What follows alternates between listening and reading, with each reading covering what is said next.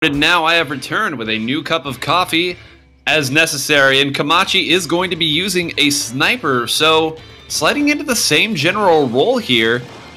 This is more or less exactly what we saw last time. I like it.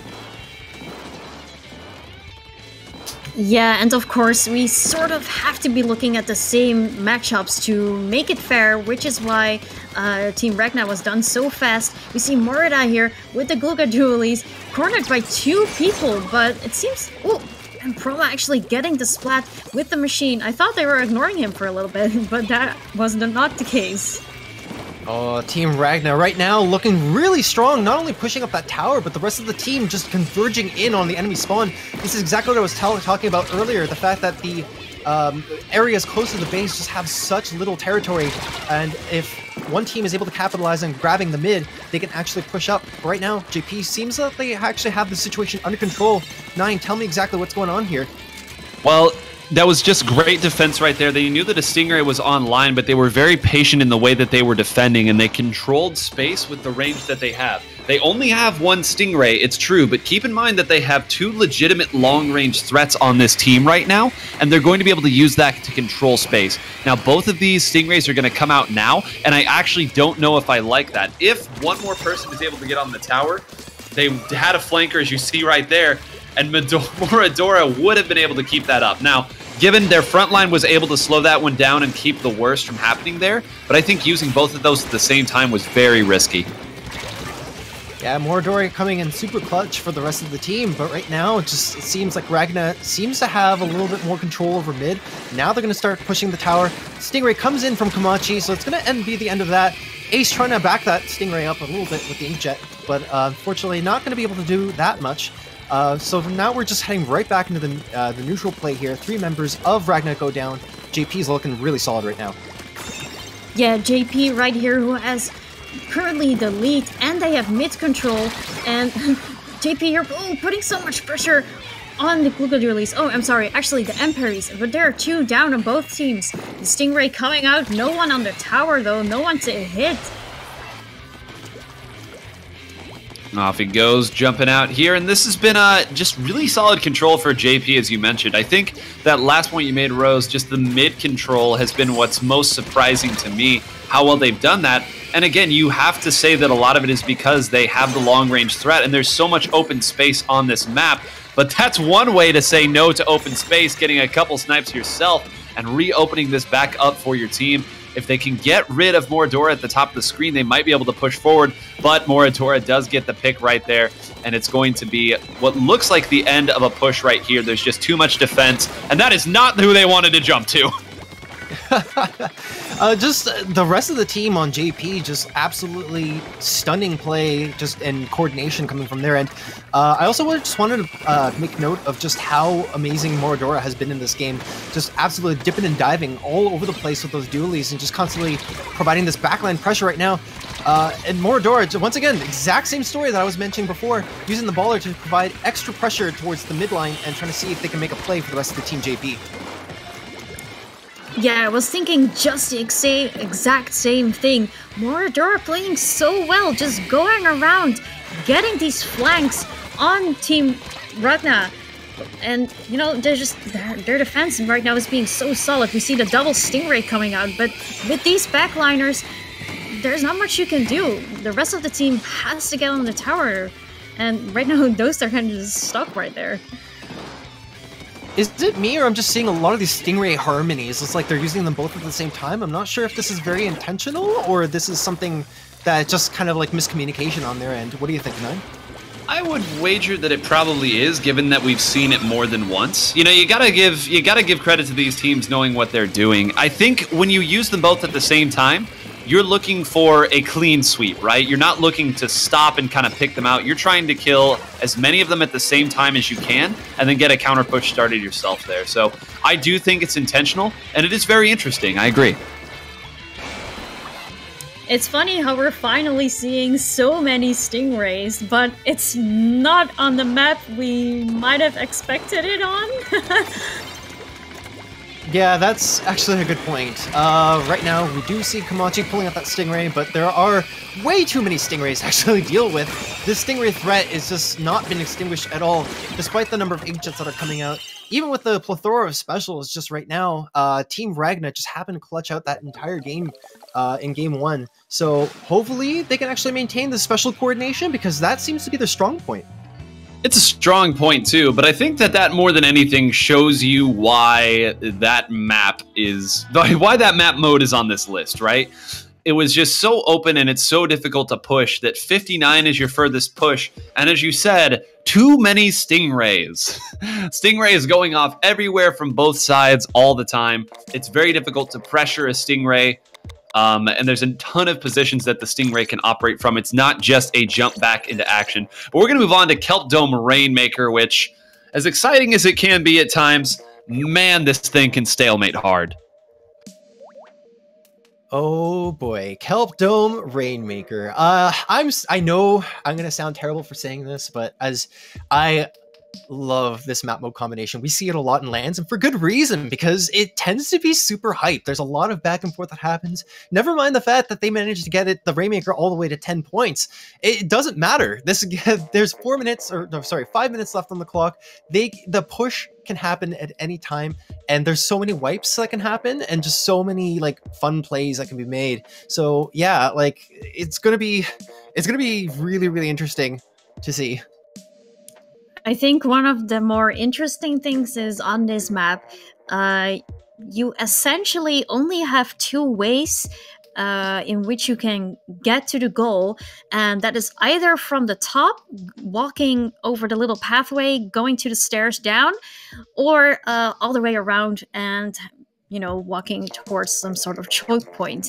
And one thing that I happen to see so often, even in the higher ranking matches, is that there's a complete lockdown on happening with just one player grabbing the Rainmaker as fast as they can, popping it as fast as possible, and just walking over the stair thing and just dunking it. And when the rest of the team is in the middle of the map, it's essentially over. Getting started right now. We see Double Ray coming out again, not uncommon. And switching over, so this is still a really interesting double backline composition. This time, it's the custom Jet Squelcher as well as that ballpoint. So we have a ballpoint aficionado here. This is certainly not just a map pick now. This is comfort. Not only just comfort, but yeah, well, actually, no, I have to agree with you on that one. Nailed it right on the head. Definitely comfort picks. I'm not sure if I'm seeing a lot of weapons that actually pop the Rainmaker as quickly as other choices would be, but yeah, the Stingrays are going to certainly play a huge role right here. As you can see, the Stingray just coming in, trying to take out members on the opposing team. That doorway is going to be very contested. Yeah, we see Team JP here taking the lead, so close to slam dunking it. Ace here with the Inkjet. The rest of the team okay, yeah, it's over. Well, there's your response. Right. There's the response that you're looking for in that situation. Everything we said about this map can stalemate really hard. Sometimes that can happen too. And that's why we see Stingrays get doubled up on that map. Because you just throw every special you have at the door, hope something sticks, and hope something that breaks through. And they were able to get 2 Stingrays up there, but sometimes you get your spawn staggered and you get in a situation where you can't defend. And now we're on to game 3. Yeah, that first time that Ragna was able to sort of defend and pop the Rainmaker carrier, I thought, okay, well, they have a chance, they can grab it, and they could just kind of bring it back to mid or bring it back around to the other area of the map where the tree is. But no, I don't think they were able to respond quite quickly in time. They did go for that pop, and but the other team was just able to swoop in and just kind of go for the slam dunk right off the bat. Yeah, one thing that we saw is that one Stingray was used against, the other Stingray. And you would think the later one has the advantage because the other one already has its location shown. But no, he still got splattered. And I think that kind of was the end of the game. Taking a look now, Clam Blitz on Anchovy Games. This one, I'll be honest here, I'm a little bit surprised to see this because I don't think that it's significantly more frustrating than a number of different Clan Blitz maps. I think this one kind of falls into that range of in between the setup and neutral side, where you still have to take a little while to use, a number of different specials to push in, but there are chances to go back up. Some clams do spawn up on the plat area, so I'm not sure here. I think that, again, we'll probably see some switching over to baller and some jump in, but I don't think that it's as necessary on this map as it is on some others. Yeah, you nailed it right on the head with that one. The amount of setup needed on this map can be a little bit difficult, especially since there are two sides in which you can actually push in with the power clam. That being on the right hand side, where there's kind of like a little tiny block which you can kind of jump right in and then go straight for the goal, or the plat. And the plat is also a big point of contention, especially since there's so much that happens there. Rose, what can you tell me about these comps? Yeah, one interesting thing that we see around here, we saw Kamachi, who was using the Charger in the last game. He switched over to the Kensa dualies, and we see them in both teams actually appearing. Like you were saying earlier, we're probably gonna see some ballers right here, and it's obviously just a really solid weapon again. We mostly see frontliners, being played, but also, again, with the ballpoint, it is definitely a comfort weapon here. And it's really interesting to see the Kensa sloshing machine here. One of the most fun things to see about that is because we've seen Splashdown come back more, we've seen a lot of people experimenting with fun feint jumps, which is what I like to call when you jump in, making everyone think that you have a power clam, but really you're coming in with a splashdown, and it just kind of breaks things open. Not guaranteeing that we'll see that, but it might be fun if it does happen. Yeah, that's actually a really good point. I do believe that Team Ragna had a chance to actually go for the slam dunk on the power clam. One of the players was right in their face, but it seems like it's the opposite story, really. Komachi kind of setting up the two power clam dunks right there going in, and not only that, just taking complete control of the enemy base. Yeah, this is getting really ugly really quickly here. They're going to be able to put in more. They're going to be able to gather up maybe one or two more and push in, though it does look like the two frontliners are cleaned up very quickly here. So it does look like Ragna has slowed this one down for now, but 40, I would say anything under 60 is a pretty all right push. Any less than that, and suddenly two power clams takes the lead back. So 42, not too shabby. Yeah, I honestly think that was a great push as well. They were able to get the team wipe on them, and they were just able to grab some clams freely and throw it right in. But right now we see Team Ragna with the baller coming back, the rest super jumping to it, able to throw it in, but 3 down. No one paying attention here to the machine. Oh, Ace coming right back up to end it. Chroma coming in super clutch for the rest of the team, able to get in a couple more clams before getting being the last one down, and thus subsequently securing that team wipe for Team JP. Right now, Team JP still looking really strong, trying to see if they can actually pick up that last power clam that they threw over the ledge there. Unfortunately, gonna go down, but they still have 2 extra clams at the ready, and it's just a matter of how long they can actually hold on to them before the rest of the Team Ragna can kind of jump in and converge on them. We're going to see, speaking of which, another jump come in. Kamachi going to score again. They've been able to continually sneak people through, and that's going to be another break. I thought as soon as they lost that ball, that might have ended it for them, but clearly not to be the case. And Ace still alive, just tacking on a little extra credit here. Gallons has to be careful here. He's the last one who can do anything about this and holds them off just long enough to do that, but this has been all JP right now. Yeah, I think JP currently really has been showing us that they can dominate. They mostly have the kill ratio has mostly been in their advantage unless they are in the opponent's base, and they're able to just keep the pressure on and take the lead at the moment. Well, 3 power claims, though. This is scary. Keep an eye on... I want to say the Kensa dualies here actually went down way early. Never mind. Don't keep an eye on them. They're back at spawn. But whenever you have 3 power claims, it becomes this battle of like shuffling around to make sure that the right people are carrying it. But that also really slows down your momentum, because if you're spending too much time shuffling around your clams, it means you're not actually advancing onto the map. And it looks like 2 of them have gone down again. Gallon's going to be the last one have any say about the situation. But, you know, that's one of the reasons why Clan Blitz has kind of evolved, is people have realized that setting up is hard.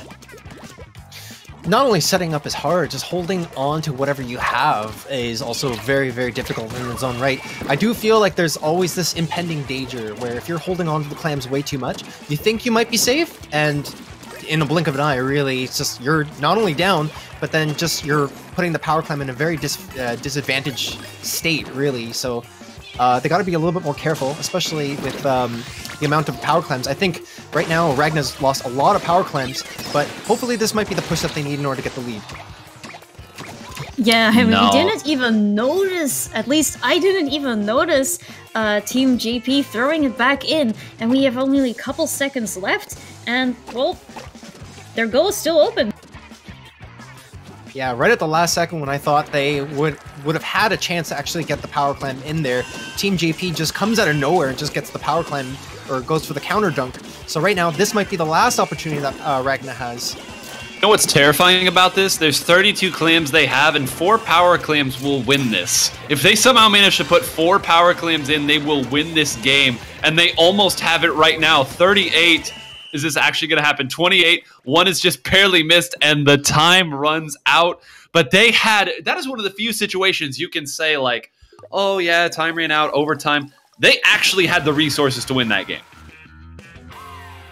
Yeah, definitely. And it must have been terrifying for Team JP as well, because now you have so many people to keep an eye on, because all of them just have a power clam.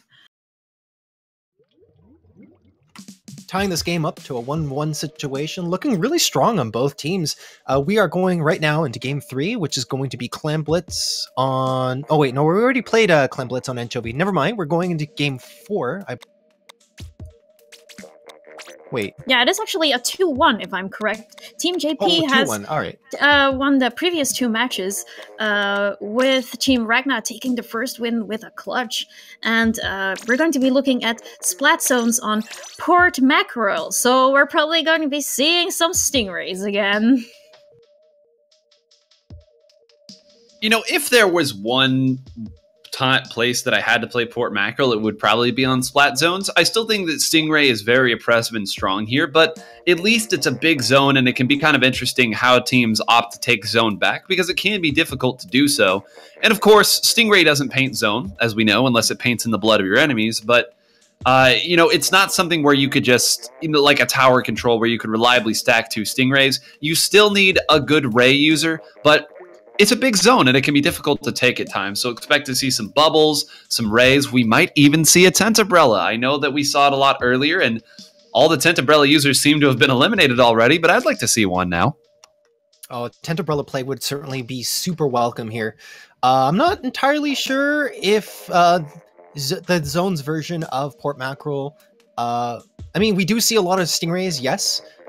We might even see like the double ray like we saw in the first game.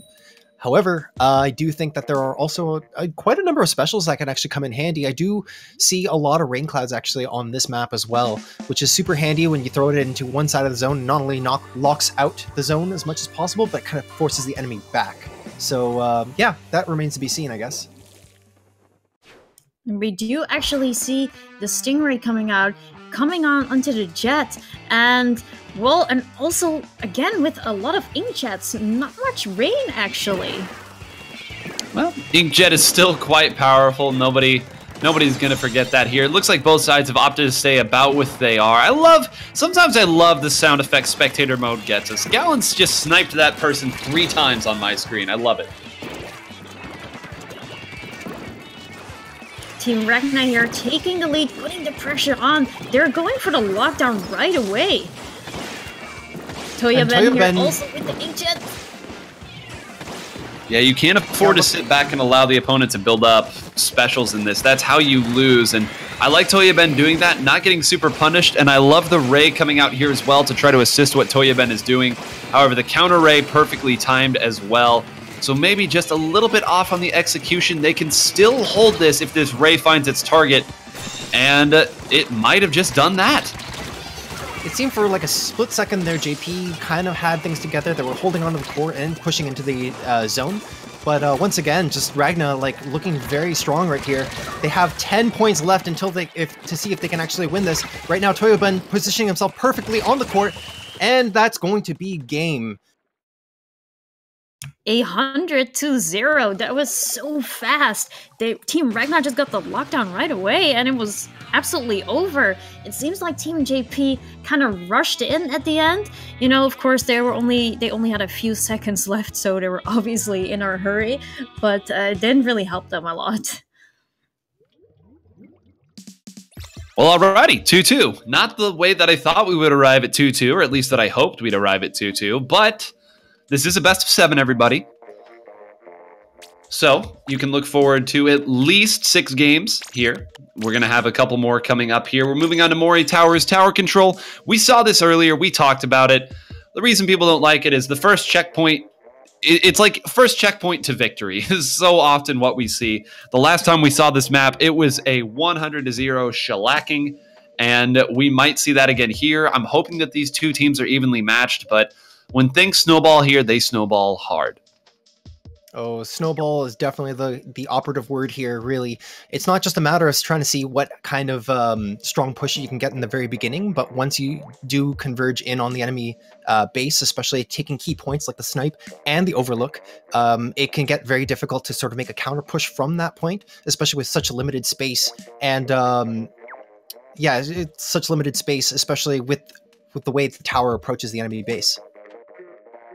Yeah, with these teams, we haven't really been seeing a back and forth aside from the first game. And yeah, the last game was absolutely just taken by Team Ragna.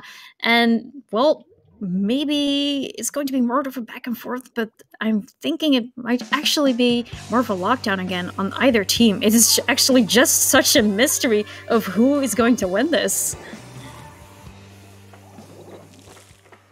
Getting into it right now. Game 5, Moray Towers. Paste, I'm going to toss this one to you almost immediately. Anything in particular stand out? I'm going to guess you're going to say the Dapples, but what else?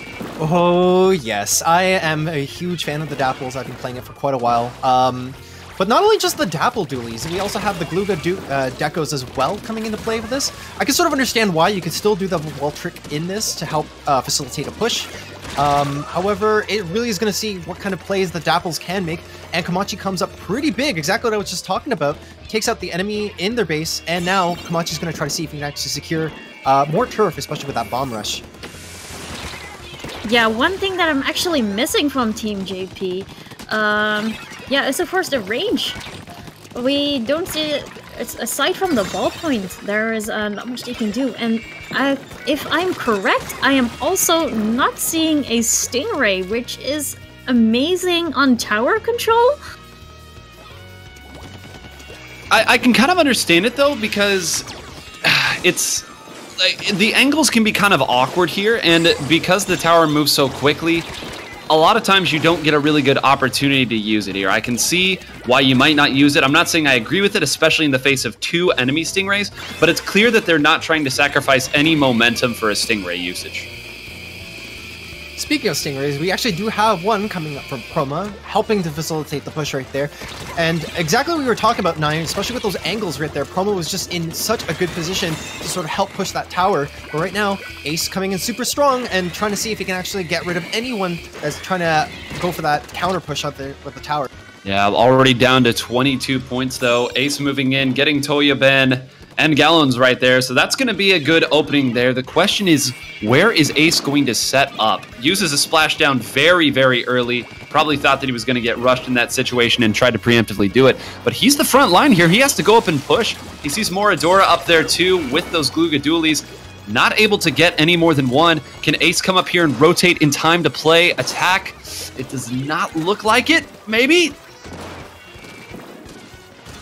It's just very close here. We see both teams going back and forth, but Team Ragna is able to get the biggest lead, and now there are 3 down on Team JP. Everyone is just respawning, trying to get back in the game, and it's such a long road down. Right now, Galons is actually using that Stingray to see if he can get any picks. Does manage to take out 2 in the process. This is going to look super huge coming in for Ragna. Zarya is riding the tower right now, but however, they don't have eyes on the Overlook.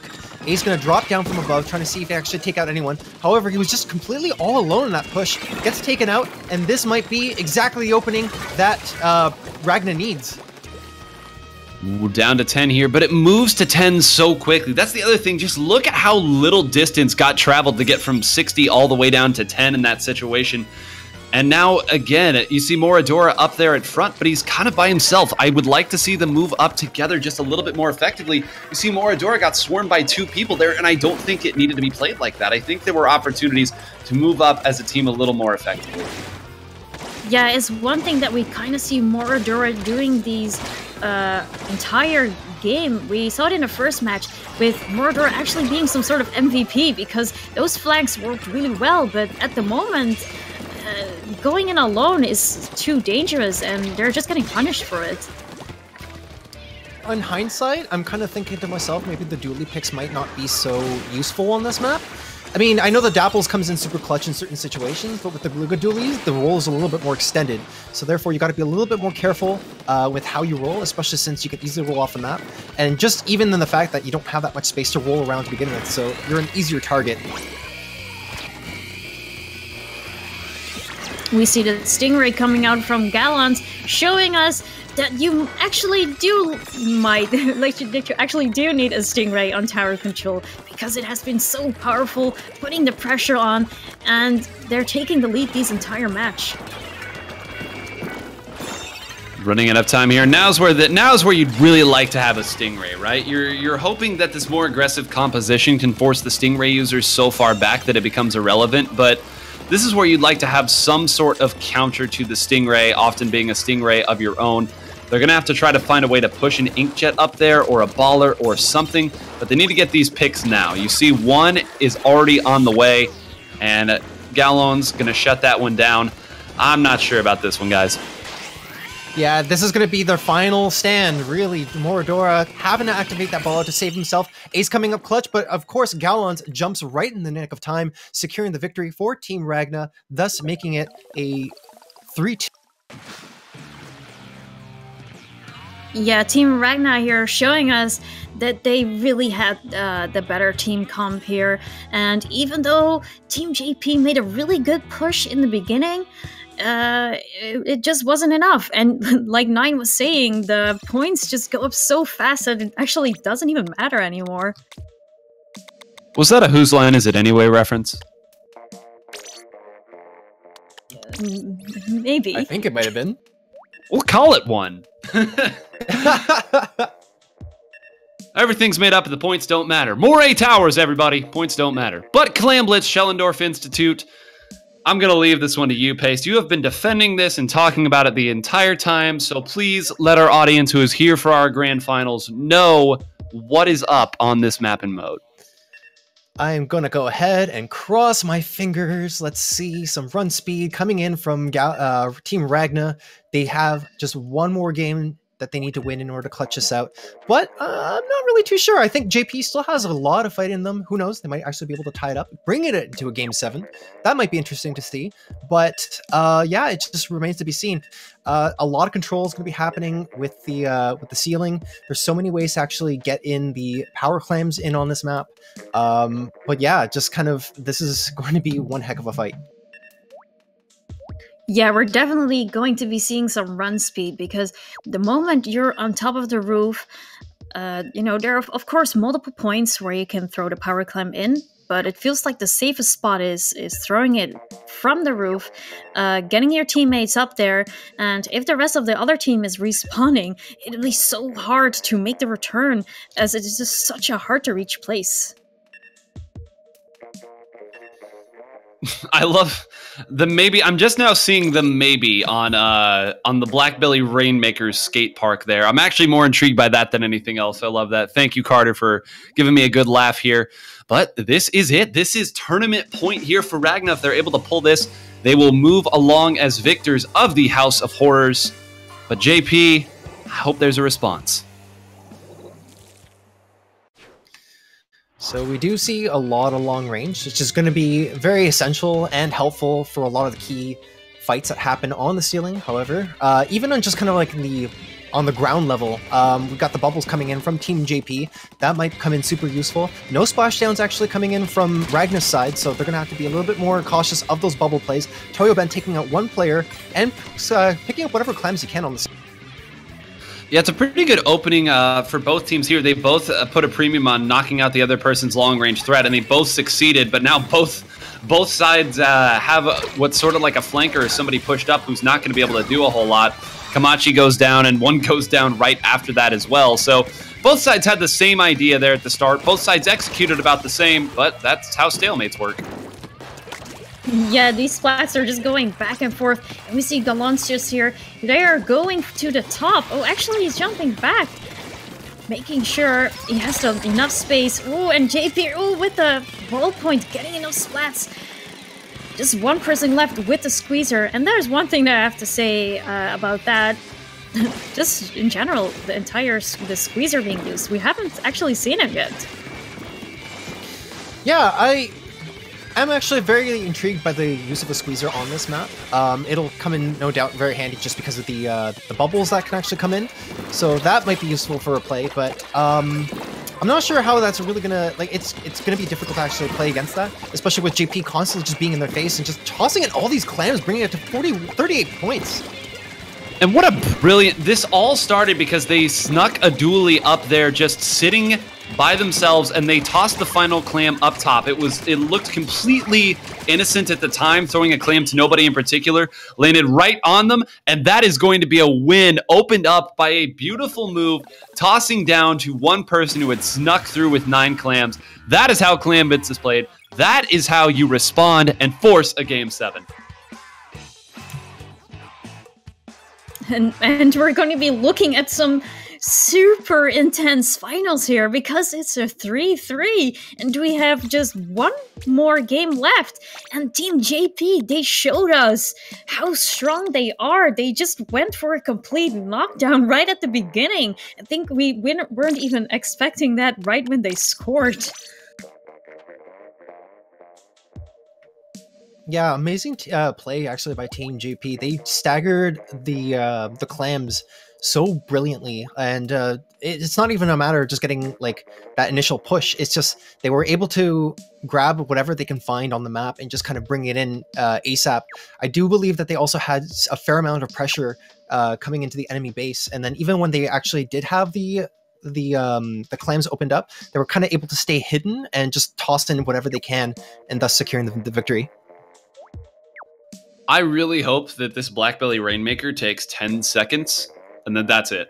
That's how this tournament ends. This whole tournament that has been dedicated to bad maps on modes just ends with the most powerful exclamation point that has lived with us since Splatoon 1.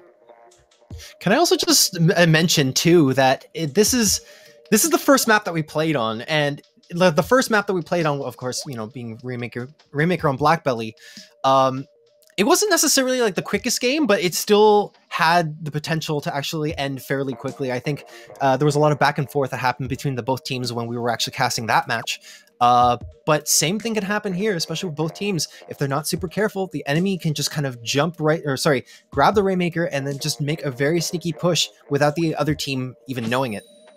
And to remind everybody of the stakes here as we get into the last game, the winner gets to pick a map mode combo for one game at Don't Park in the Grass Silver Bracket Finals. So a nice little treat at the end of all these tricks. Game 7, Blackbelly Rainmaker. It could not end any other way here at the House of Horrors.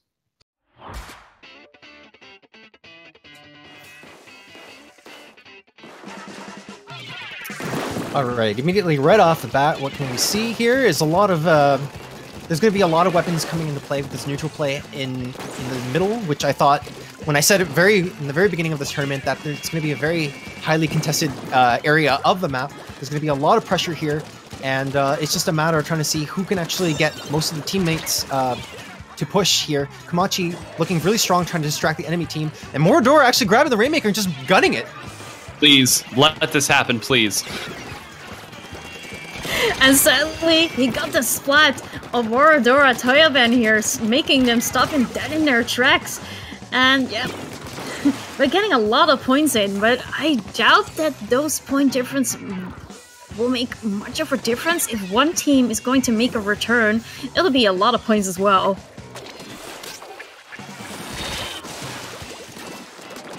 Pressure being put here on Kamachi, and Kamachi's really been a fantastic X factor. Remember, we had to restart game 1 because of a DC, and Kamachi came in, and Kamachi has really made a ton of big plays. The catalyst of that Clam Blitz win that we saw earlier.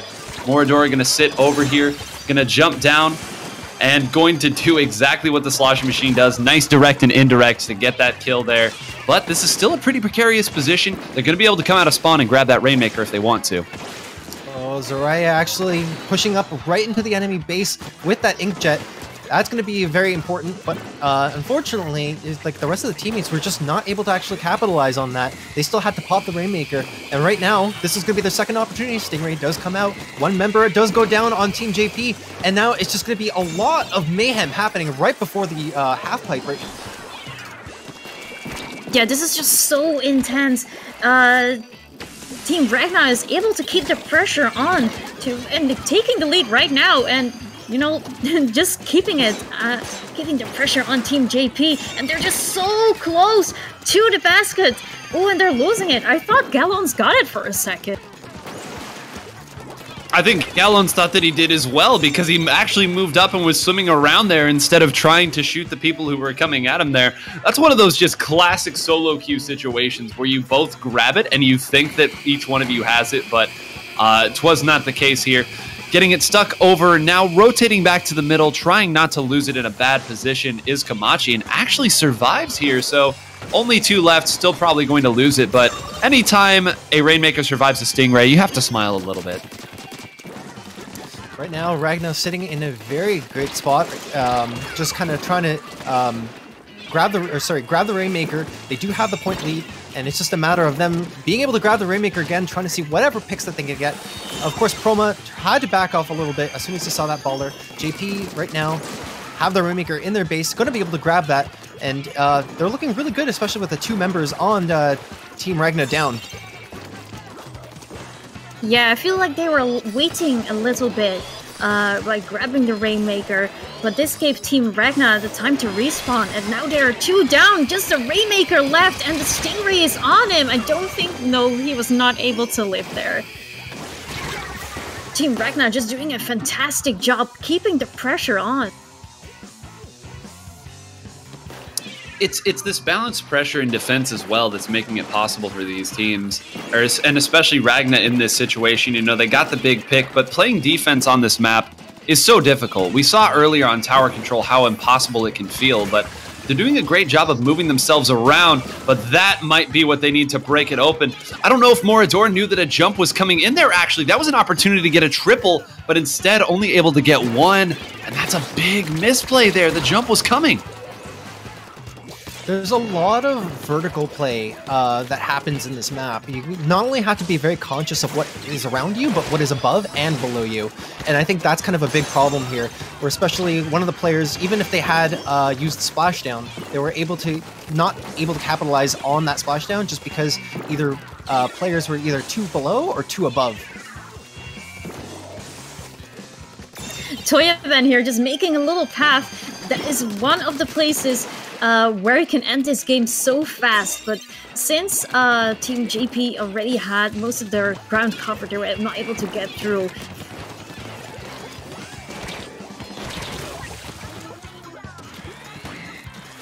Just a few seconds left. Team Ragna taking it right now. Oh, they're 2 down. And that will be it. Ending right there. It seems like they had something going on there, but the Stingray, as it so often does, shutting it down. And after a fantastic best of 7 at the end of this single elimination tournament, Ragna is the champion of the House of Horrors. Congratulations to the players from Ragna there. You see balanced KAs all the way up and down. But man, what a fun set to end what was a really fun day. Yes, it has been a really fun day, but also it was great just watching all these great matches the entire day, even if they were on the worst map mode combination. All the teams showed us how great they did, and yeah, just thank you for this.